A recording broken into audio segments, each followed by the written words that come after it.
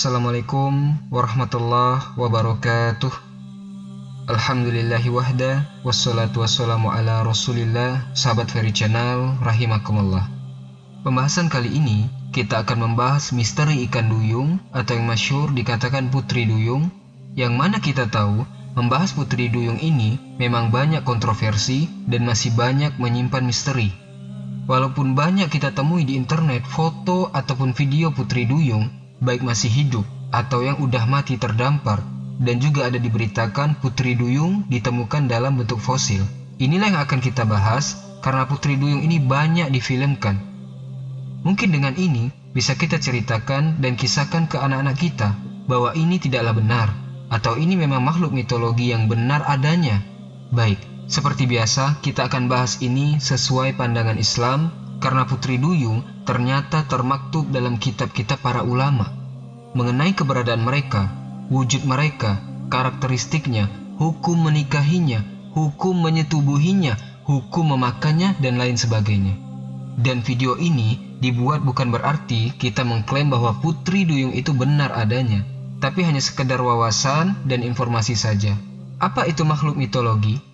Secara bahasa, makhluk mitologi adalah makhluk yang keberadaannya dituturkan dalam kisah-kisah mitologis, legenda maupun fabel. Makhluk ini juga menjadi cerita rakyat suatu suku. Jadi, keberadaannya dipercaya oleh masyarakat penganut mitologi yang bersangkutan.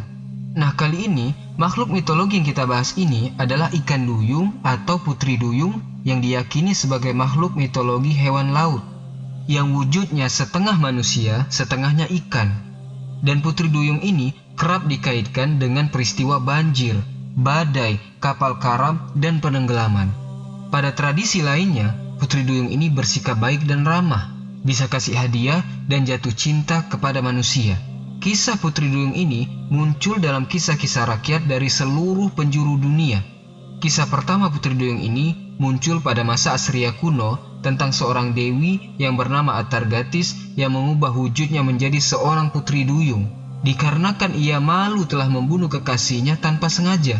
Kemudian masyarakat Babilonia juga menyembah putri duyung sebagai dewa laut yang dikenal sebagai Ie atau Oannes, yang digambar sebagai duyung jantan.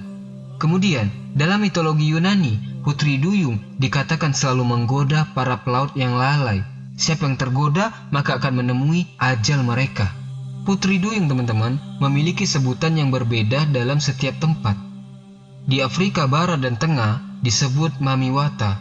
Di Rusia dan Ukraina disebut Rusalka atau Rusalki. Kalau di Irlandia dibilangnya Merrow.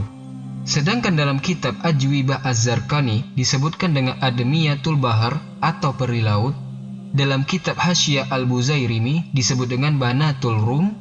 Dalam kitab Haya Al-Hayawan disebut dengan nama Insanul Ma serta Syekhul Bahar untuk yang jantannya. Syekh Al-Fauzan menyebut dengan nama Huriyah. Christopher Columbus, si penjelajah samudra, dia pernah mengatakan saat dia menjelajahi laut Karibia, ia menemukan putri duyung. Dan pada abad 20 dan abad 21 juga terlihat penampakan makhluk ini di Kanada, Palestina, dan Zimbabwe.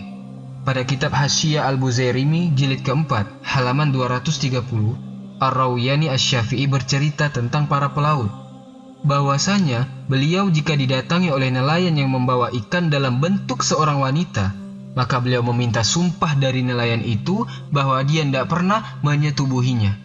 Dalam kitab Haya Al-Hayawan, Al-Qaswaini berkata, ada seseorang yang datang membawa hewan ini di zaman kami dengan bentuk yang telah disebutkan.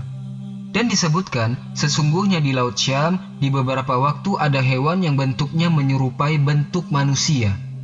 Dan dia memiliki jenggot yang putih, mereka menamainya dengan Syekhul Bahar. Jika dia dilihat oleh manusia, maka mereka senang. Mengenai fisik hewan mitologi ini, ceritanya, putri duyung merupakan hewan yang mirip dengan wanita dan cantik. Hal ini juga diterangkan dalam kitab Hasyia Al-Buzairimi jilid keempat halaman 230. Banat ar-Rum adalah ikan di laut yang menyerupai wanita. Dia memiliki rambut yang terurai panjang, warnanya condong kecoklat-coklatan, memiliki kemaluan dan payudara. Ia dapat berbicara namun tidak dapat dipahami. Mereka tertawa dan terbahak-bahak. Terkadang ikan ini tertangkap oleh para pelaut, kemudian dinikahi dan dikembalikan lagi ke laut. Lalu bagaimana hukumnya menikahi dan menyetubuhi ikan duyung ini? Imam Az-Zarqani menjelaskan dalam kitabnya Ajwibah Az-Zurqani halaman 46, peri laut termasuk dari kalangan hewan, maka tidak boleh menikahinya. Dan jika disetubuhi, maka pelakunya harus dihukum ta'dib atau ta'zir. Dan peri laut pada hari kiamat akan menjadi debu seperti hewan-hewan lainnya. Yang mana kita tahu hewan-hewan itu kelak akan dibangkitkan di hari kiamat. Untuk apa mereka dibangkitkan? Untuk dikisos, dilakukan pembalasan atas kezoliman mereka. Sampai dikisos dari kambing yang tidak punya tanduk kepada kambing bertanduk yang pernah menanduknya. Selanjutnya setelah kisos maka mereka dijadikan debu. Hadis ini diriwayatkan oleh Imam Ahmad dan Muslim.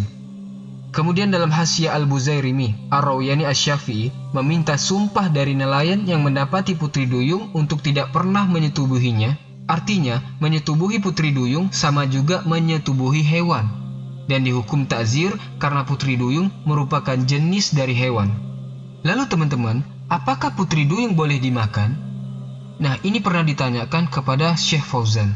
Ya Syekh, yadzkuru ba'dul muqtasina bil asmaki fil bahr anahu nasamaka ra'suha qara'sil mar'ah walaha sya'run wajh ka wajhil mar'ah.